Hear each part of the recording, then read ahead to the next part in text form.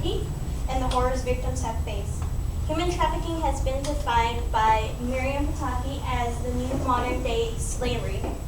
In a like manner, Catherine Bolbeck describes human trafficking as the classic and awful elements associated with the historic slavery, such as abduction from family and home, use of false promises, transport to a strange country, loss of freedom and personal dignity, extreme abuse, and deprivation.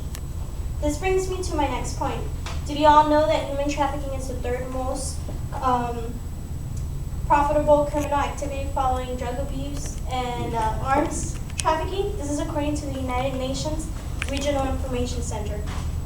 The most mentioned topics when it comes to human trafficking are the trafficking of children, forcing victims into prostitution, and slavery or involuntary servitude.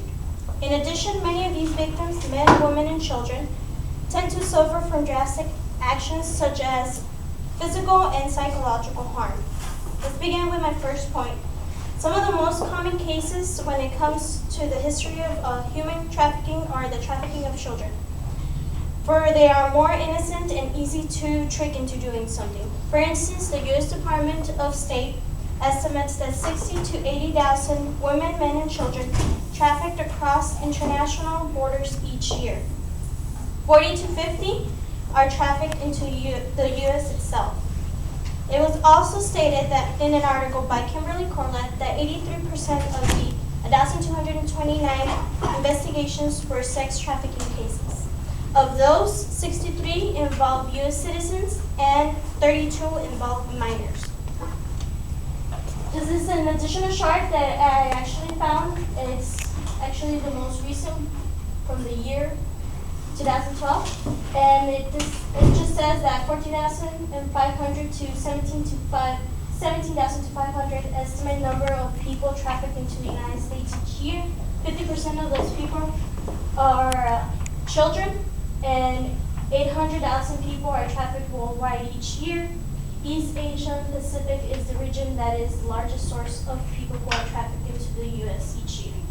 And it just gives a little brief of 46% being prostitution, and then the rest is like 5% factories, agriculture, or domestic servitude, and the 12% is miscellaneous. Okay, moving on. Therefore, trafficking children are significantly more likely to develop mental problems, such as abuse of controlled substances, engage in prostitution as adults, and are often violently victimized throughout their lives. Being abused is critically harsh, especially when it comes to children. Some of the after symptoms they might have are loss of trust. They might have difficulties forming relationships. They also feel worthless or damaged deep inside after experiencing physical abuses. This brings me to my next point. Most of the humans that are being trafficked are exposed into prostitution. As a result, Catherine Bolbeck quoted that many traffickers continue to force women into prostitution. They've only became sneakier about it by moving their businesses further underground, because underground is not an identifiable problem. Another example is, instead of advertising them in nightclubs, they will have inconspicuous rooms above restaurants, or will deliver them to apartments or motels. In addition, they are forcefully confined, beaten, raped, and forced into false employment through prostitution to pay off debts. For this reason, traffickers will force victims into doing exotic dancing, pornography, and domestic servitude. Many of these victims who have been trafficked for the purpose of sexual exploitation experience significantly higher rates of HIV, STDs, tuberculosis, and permanent damage to their reproductive systems. Moreover, many of these cases include children as sexual exploitation for child pedophiles. These children tend to be innocent victims who run away from home without no money. The Department of Justice estimates that more than 250,000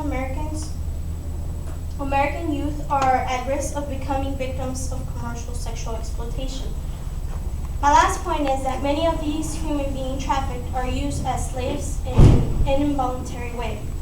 Slavery has actually never ended. It's still going on nowadays, with many people who are being forced to serve others as slaves.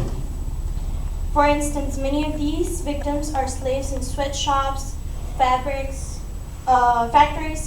fields, mines, or trapped in domestic servitude. They work for long periods of time without no breaks or water, and under the hot steaming sun, or inside a humid building.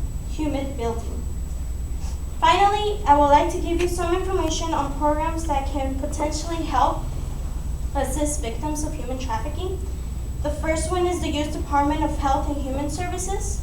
It's a federal agency that is responsible to provide victims of human trafficking access to benefits and services needed to help them restore their lives. The second one is the U.S. Department of Justice. It investigates cases of trafficking through the federal FBI and local anti-human trafficking task forces throughout the country. And last is the U.S. Agency for International Development, which funds international anti-trafficking and helps fund programs and prevents trafficking and protects and assists victims that have been a case of human trafficking. In conclusion, now that we are better informed about what human trafficking is, it's hard not to take this into consideration, especially when we know that it's happening nationwide. And I would like to thank everybody for taking time out of your busy schedules and listening to my speech. Thank you once again. Yay.